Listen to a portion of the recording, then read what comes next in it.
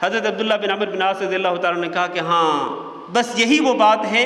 جس کی وجہ سے تم اس درجے تک پہنچ گئے ہو کہ رسول اکرم صلی اللہ علیہ وسلم نے 3 دن مسلسل تمہیں جنت کی بشارت دی۔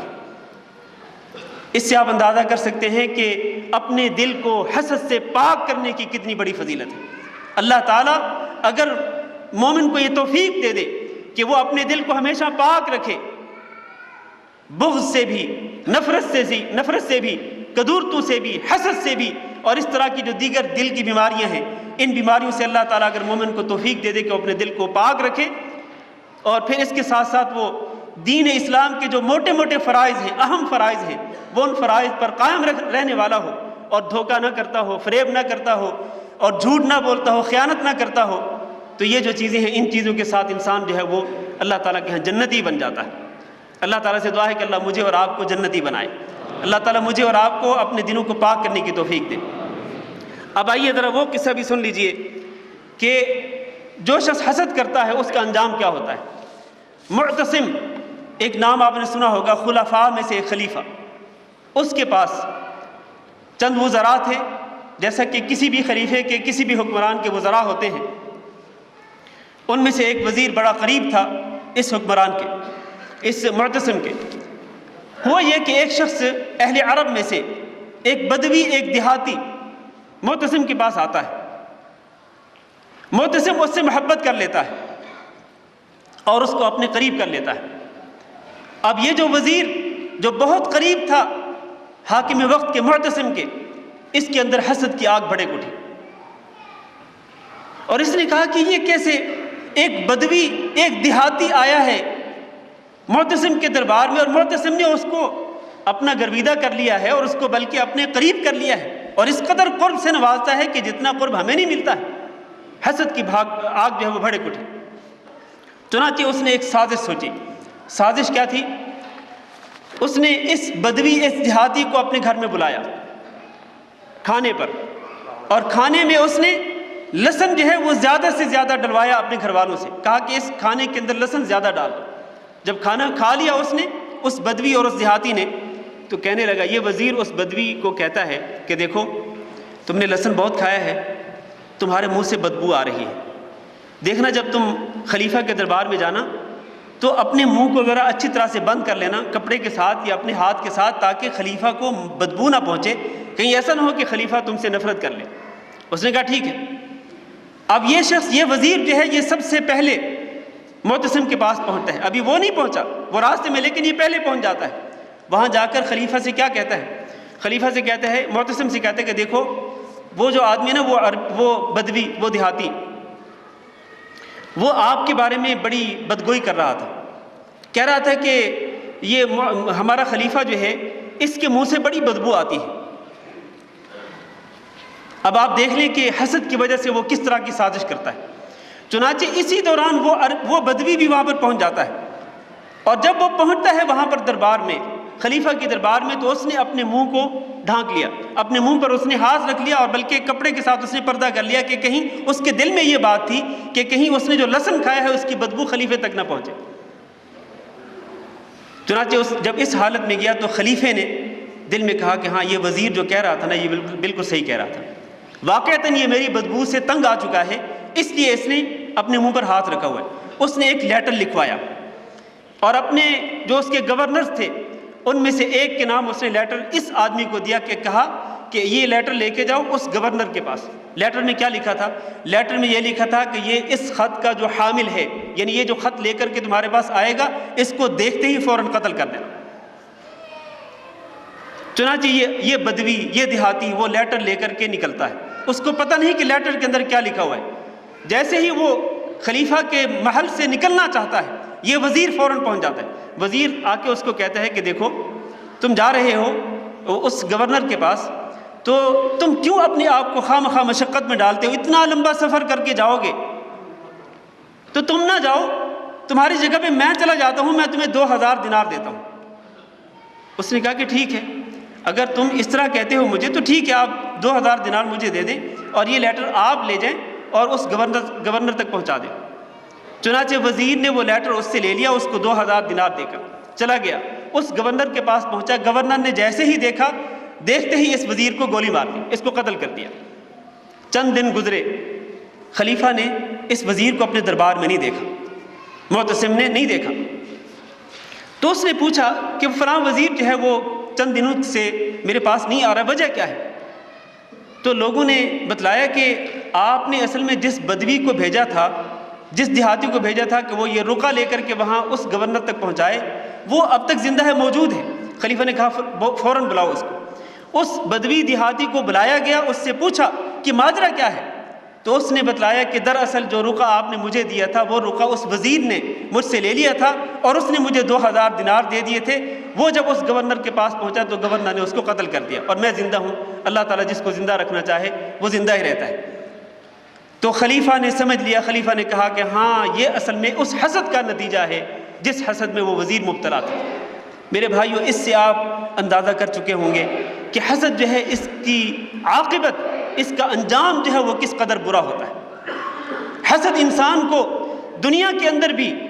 کئی بیماریوں میں، جس طرح میں نے پہلے کہا، کئی امراض میں مبتلا کر دیتا ہے، اور آخرت میں ذلت اور رسوائی جو ہے وہ اس کے علاوہ ہے۔ لہٰذا ہمیں اپنے دلوں کو اس حسد کی بیماری سے بالکل پاک رکھنا چاہیے، اور حسد سے اپنے آپ کو دور رکھنا چاہیے۔ آخر میں ایک نقطہ جو ہے وہ عرض کر کے میں اپنے درس کو ختم کرتا ہوں۔ آپ کو پتہ ہے کہ حسد جو ہے اس کی وجہ سے، حاسد جو ہوتا ہے نا، حسد کرنے والا، اس کی حاسدانہ نظروں کی وجہ سے بعض اوقات کسی کو نظر بد بھی لگ جاتی ہے، بعض اوقات وہ نظر بد کا شکار ہو جاتا ہے۔ لہٰذا وہ شخص جس سے حسد کیا جا رہا ہو، وہ اپنے آپ کو حاسد کے شر سے کس طرح بچا سکتے ہیں؟ یہ آخری نقطہ ہے اور بڑا اہم نقطہ ہے یہ،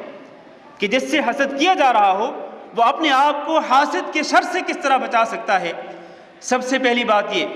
حاسد کے شر سے اگر اللہ رب العزت نے ہمیں حسد سے بچایا ہے تو ہم سے حسد کرنے والے کئی لوگ ہو سکتے ہیں۔ ہم حسد کرنے والوں کے شر سے، حاسدین کے شر سے کس طرح بچ سکتے ہیں؟ اس کے لیے کچھ تدبیریں ہیں۔ پہلی تدبیر یہ ہے کہ آپ اللہ تعالیٰ کی پناہ طلب کیا کریں، اور پناہ کس طرح طلب کریں؟ وہ سورت جو سورۃ الناس ہے، قل اعوذ برب الفلق، سورۃ الفلق، قل اعوذ برب الفلق من شر ما خلق، آخر میں ہے وہ من شر حاسد اذا حسد، کہ اللہ میں حسد کرنے والے کے شر سے تیری پناہ چاہتا ہوں جب وہ حسد کرے۔ لہذا ان صورتوں کو، خاص طور پر سورۃ الفلق اور سورۃ الناس، ان دونوں صورتوں کو پڑھا کریں، خاص طور پر ہر نماز کے بعد، اور خصوصاً فجر کی نماز کے بعد 3 مرتبہ، اور اسی طرح مغرب کی نماز کے بعد 3 مرتبہ، اور سونے سے پہلے بھی 3 مرتبہ ان 2 صورتوں کے ساتھ قل هو اللہ احد کو بھی ملا لیا جائے تو یہ جو معوذات ہیں ان کو صبح شام اور سونے سے پہلے پڑھا جائے، جس میں انسان اللہ تعالیٰ کی پناہ طلب کرتا ہے حسد کرنے والے کے شر سے، تو اس طرح انسان حسد کرنے والے کے شر سے بچ سکتا ہے۔ یہ پہلی تدبیر ہے حسد کرنے والے کے شر سے بچنے کے لیے۔ دوسری تدبیر کیا ہے؟ کہ انسان اللہ رب العزت سے ڈرتا رہے، اللہ رب العزت سے ڈرتے ہوئے ہمیشہ گناہوں سے اجتناب کرتا رہے، اللہ کی نافرمانیوں سے اپنے دامن کو بچاتا رہے، اپنے دامن کو پاک رکھے گناہوں سے، اور جب کبھی اس سے کوئی غلطی ہو جائے تو فوراً وہ اللہ تعالیٰ سے معافی مانگے، سچے دل کے ساتھ توبہ کر لے۔ جب تک وہ تقوی اختیار کرتا رہے گا اس وقت تک وہ حسد کرنے والوں کے شر سے اللہ کے حکم کے ساتھ وہ بچتا رہے گا۔ تیسری بات یہ ہے کہ حسد کرنے والوں پر انسان کو صبر کرنا چاہیے، ان کی سازشوں پر، اور ان کی طرف سے جو بھی اس طرح کی سازشیں کی جاتی ہیں نقصان پہنچانے کے لیے، ان پر انسان کو صبر کرنا چاہیے۔ جب تک انسان صبر کرتا رہے گا اس وقت تک انسان حسد کرنے والے کے شر سے محفوظ رہے گا۔ اور ان چیزوں میں تفصیل ہو سکتی تھی، لیکن میں چونکہ وقت ختم ہو رہا ہے تو میں اپنے اس بحث کو انہی نقاط کے اندر ہی سمیٹ رہا ہوں۔ چوتھی بات یہ ہے کہ انسان اللہ رب العزت پر ہی توکل کرے، اللہ پر ہی بھروسہ کرے کہ اللہ ہی ہر قسم کے شر سے، ہر قسم کے نقصان سے، حسد کرنے والوں کے شر سے اللہ تعالیٰ ہی بچا سکتا ہے، اللہ کے سوا کوئی نہیں بچا سکتا ہے۔ اور پانچویں بات یہ ہے کہ انسان اس کے بارے میں نہ سوچے جو اس سے حسد کرتا ہو، بلکہ کوشش یہ کرے کہ اس کا خیال بھی اپنے دل میں نہ لائے، اور جب کبھی اس کے دل میں خیال پیدا ہو کہ فلاں شخص مجھ سے حسد کرتا ہے، فلاں شخص میرے خلاف کوئی سازش کر رہا ہے، اس کے متعلق فوراً اپنے ذہن کو جھٹک دے اور اپنے ذہن سے اس کے متعلق خیالات فوری طور پر نکال دے۔ جب تک وہ اس طرح وہ خالی ذہن رہے گا، اس کا ذہن خالی رہے گا اور اس کے بارے میں وہ بالکل نہیں سوچے گا، اس وقت تک انشاءاللہ اللہ کے حکم سے وہ حسد کرنے والے کے شر سے بچا رہے گا۔ اور اسی طرح ایک اور بات یہ ہے کہ اور یہ تھوڑی سی مشکل بھی ہے،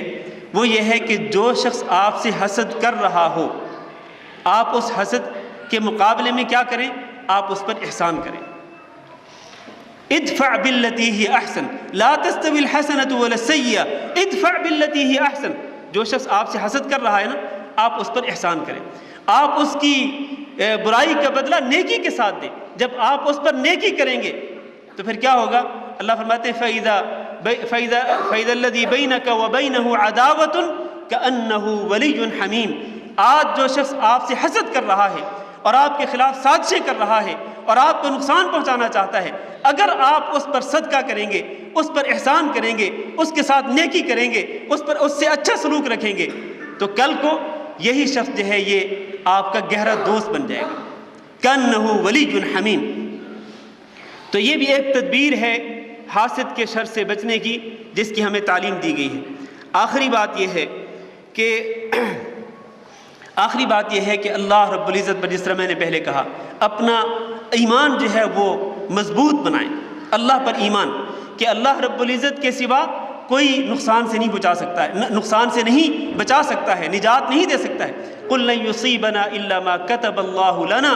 هُوَ مَوْلَانَا وَعَلَى اللَّهِ فَلْيَتَوَكَّلِ الْمُؤْمِنُونَ۔ اللہ تعالیٰ سے دعا کرتے ہیں کہ اللہ رب العزت ہم سب کو حسد سے بچنے کی توفیق دے، اللہ تعالیٰ ہمارے دلوں کے اندر الفت اور محبت کے جذبات کو پیدا کر دے، اور اللہ تعالیٰ ہمیں اپنے دلوں کو اس طرح کی جو جتنی بھی امراض ہیں، دل کے امراض، ہمیں اپنے دلوں کو ان امراض سے، ان بیماریوں سے پاک کرنے کی توفیق دے۔ استغفر اللہ لی ولکم انہ هو الغفور الرحیم۔ الرحمن الرحیم، الحمد للہ رب العالمین، وصلی اللہ علی اشرف المرسلین وعلی آلہ وصحبہ اجمعین، اما بعد۔ حضرات محترم، سوالات بہت زیادہ ہیں اور وقت بہت کم ہے، آدھا گھنٹہ ٹائم تھا لیکن اتنا رہ نہیں گیا، تو جو سوالات موضوع سے متعلق ہیں ان کو میں نے ترجیح دی ہے، کیونکہ بعض رکے تکرار کے ساتھ آئے ہیں، اور موضوع کے متعلق جو تفصیلات ہیں انشاءاللہ العزیز کل مسجد غانم کے خطبہ جمعہ میں بیان کریں گے انشاءاللہ۔ لیکن جو سوالات ہیں آپ کے، وہ پہلا سوال یہ ہے کہ کیا اذان میں الصلاۃ خیر من النوم کا اضافہ حضرت عمر رضی اللہ تعالیٰ عنہ نے کیا تھا؟ یہ سوال عمومی طور پہ وارد ہوتا ہے بعض لوگوں کی طرف سے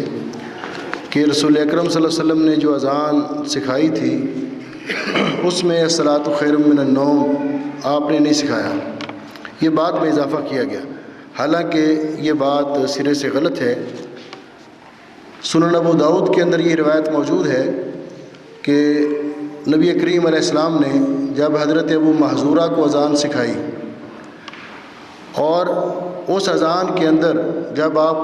آخر پر پہنچے تو آپ نے فرمایا اذا کان اذان الفجر، جب فجر کی اذان ہو تو پھر حی علی الفلاح کے بعد قل الصلاۃ خیر من النوم، الصلاۃ خیر من النوم کہو۔ تو یہ اضافہ حضرت عمر نے نہیں کیا، بلکہ خود رسول اکرم صلی اللہ علیہ وسلم نے جو اذان سکھائی تھی صحابہ کرام کو، صحیح سند کے ساتھ سنن ابو داؤد کے اندر یہ روایت موجود ہے کہ خود نبی کریم علیہ السلام نے فرمایا تھا کہ فجر کی اذان میں یہ کلمات کہا کرو، اور ان کا جواب بھی اسی طرح ہی دینا ہے، الصلاۃ خیر من النوم، الصلاۃ خیر من النوم، کیونکہ نبی کریم علیہ السلام نے فرمایا اذا سمعتم المؤذن فقولوا مثل ما یقول ثم صلوا علیہ، کہ جس طرح مؤذن کہتا ہے، یہ جو صدقتا و بررتا یہ الفاظ یہ حدیث پاک میں نہیں ہیں، رسول اکرم صلی اللہ علیہ وسلم سے ثابت نہیں۔ دوسرا سوال یہ ہے، یہ سوال 2-3 رکوع میں آیا ہے کہ باغ فدق کا کیا مسئلہ ہے، اور حضرت ابو بکر رضی اللہ تعالیٰ عنہ نے سیدہ فاطمہ الزہرا کو باغ فدق میں سے حصہ کیوں نہیں دیا تھا؟ پہلی بات تو یہ کہ فدق ایک باغ تھا جو بغیر لڑائی کے مال فے کے طور پر خیبر کے علاقے میں مسلمانوں کے ہاتھ میں آیا، اور نبی علیہ السلام نے اس کو اپنے لیے خاص کیا تھا۔ حضرت ابو بکر رضی اللہ تعالیٰ عنہ کے دور میں رسول اکرم صلی اللہ علیہ وسلم کی وفات کے بعد سیدہ فاطمہ الزہرا رضی اللہ تعالیٰ عنہ یہ اس کا باغ فدق میں سے اپنا حصہ مانگنے کے لیے آئی تھی، لیکن جب حضرت ابو بکر رضی اللہ تعالیٰ عنہ نے ان کو رسول اکرم صلی اللہ علیہ وسلم کا یہ فرمان سنایا کہ انا معاشر الانبیاء، ہم انبیاء علیہ السلام کی جماعت، لا نورث، ہم کوئی دنیاوی وراثت ترکے میں نہیں چھوڑتے، ما ترکناہ فہو صدقہ، ہم جو کچھ چھوڑ کے جاتے ہیں وہ صدقہ ہوتا ہے۔ تو وہ چلی گئی تھی یہ سن کر کہ نبی علیہ السلام کا فرمان ہے، کیونکہ نبی علیہ السلام نے وراثت کے طور پر دنیاوی کوئی ترکہ نہیں چھوڑا، یہ مسلمان خلفاء کے انتظام میں رہا۔ اس سلسلے میں ایک گزارش تو یہ ہے کہ حضرت ابو بکر رضی اللہ تعالیٰ عنہ پر اعتراض تو تب وارد ہوتا ہے کہ کسی بھی شخص کی وراثت اس کے فوت ہونے کے بعد اگر بنتی ہے تو جہاں بیٹی کو ملتی ہے وہاں بیوی کو بھی ملتی ہے۔ تو حضرت ابو بکر رضی اللہ تعالیٰ عنہ کی بیٹی سیدہ عائشہ رضی اللہ تعالیٰ عنہ رسول اکرم صلی اللہ علیہ وسلم کی زوجہ محترمہ ہیں، ام المومنین ہیں، اگر تو حضرت ابو بکر رضی اللہ تعالیٰ نے اس وراثت میں سے حصہ اپنی بیٹی کو دیا ہو، سیدہ فاطمہ الزہرا کو نہ دیا ہو، تو پھر تو یہ اعتراض بنتا ہے۔ جب اصول بتا دیا رسول اکرم صلی اللہ علیہ وسلم نے کہ وہ وراثت نہیں تھی، وہ عام مسلمانوں کا مال تھا اور بیت المال کے زیر انتظام رہے گا، تو جب اپنی بیٹی کو بھی نہیں دیا، رسول اکرم صلی اللہ علیہ وسلم کی بیٹی کو بھی نہیں دیا، تو کوئی اعتراض نہیں بنتا، کیونکہ نبی علیہ السلام دنیاوی طور پر کوئی وراثت چھوڑ کر نہیں گئے۔ دوسرا نقطہ یہ ہے کہ اگر فرض کرو حصہ بنتا تھا تو جب حضرت علی رضی اللہ تعالیٰ عنہ خلیفہ بنے، حضرت عمر کے دور میں ایسے رہا، حضرت عثمان کے دور میں ایسے رہا، اگر یہ واقعتاً وراثت تھی تو جب حضرت علی رضی اللہ تعالیٰ عنہ خلیفہ بنے تو کیا حضرت علی رضی اللہ تعالیٰ عنہ نے سیدنا حضرت حسن اور حسین اور ان کی بہنوں کو ان کی والدہ کا حصہ دیا تھا؟ انہوں نے بھی نہیں دیا، گویا کہ وہ بھی اس قانون کو سمجھتے تھے۔ لہٰذا باغ فدق کا جو مسئلہ ہے بالکل کلیئر ہے، اس میں کسی پر یہ رسول اکرم صلی اللہ علیہ وسلم کی حدیث کے مطابق اور آپ کی سنت کے مطابق طے ہوا۔ اور پھر یہ جو مسئلہ ہے کہ صحابہ کرام اور اہل بیت کے درمیان کوئی شکر رنجیاں یا آپس میں کوئی اختلاف تھا، یہ بات بھی غلط ہے۔ جہاں تک اس بات کا تعلق ہے کہ کیا سیدہ فاطمہ الزہرا رضی اللہ تعالیٰ عنہ آخری وقت تک حضرت ابو بکر سے ناراض نہیں تھی؟ حافظ ابن حجر رحمۃ اللہ علیہ نے فتح الباری میں وہ آثار نقل کیے ہیں کہ حضرت ابو بکر رضی اللہ تعالیٰ عنہ نے جا کر جب ان کے گھر ان کو یہ بات سمجھائی اور ان کو راضی کیا تو ان کی بات سمجھ آئی اور وہ ان پہ راضی ہو گئی تھی، یعنی وفات سے پہلے انہیں ان کو راضی کر لیا تھا، اور حضرت علی رضی اللہ تعالیٰ عنہ نے بھی ان کی بیعت کی تھی۔ تو اس لیے یہ مسئلہ، بلکہ ان کا تو آپس میں اتنا تعلق تھا گہرا کہ قرآن نے کہا ہے رحماء بینہم۔ اب دیکھیے اگر یہ مخالفت ہوتی، اختلاف ہوتا، تو یہ مشہور مسئلہ ہے کہ حضرت علی رضی اللہ تعالی عنہ کی بیٹی سیدہ ام کلثوم حضرت فاروق اعظم کے نکاح میں تھی، تو مخالف کو کون رشتہ دیتا ہے؟ اور حضرت ابو بکر نے جب سیدہ فاطمہ الزہرا کی زندگی میں کوئی شادی نہیں کی، جب ان کے بعد شادیاں کیں تو پہلی شادی میں پہلا بیٹا پیدا ہوا تو رسول اکرم صلی اللہ علیہ وسلم کے نام پر اس کا نام محمد رکھا، جب صلی اللہ علیہ وسلم جب دوسرا بیٹا پیدا ہوا تو کہا کہ کیا نام رکھو گے؟ تو انہوں نے کہا، اور یہ دونوں شیعہ سنی دونوں مساجد